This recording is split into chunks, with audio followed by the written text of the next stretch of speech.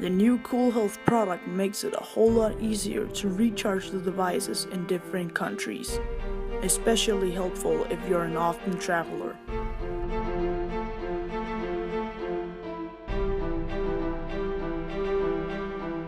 Once you open the box, you should find 1, 2, 3 and 4 adapters plus your recharger.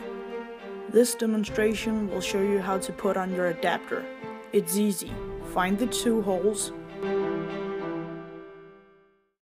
match them up, and click them together.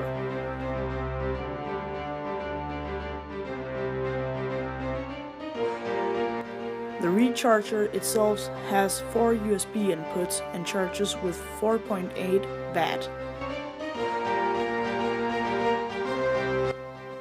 Remember to read the user's manual if there's something you don't understand. coolhealth.dk for your life.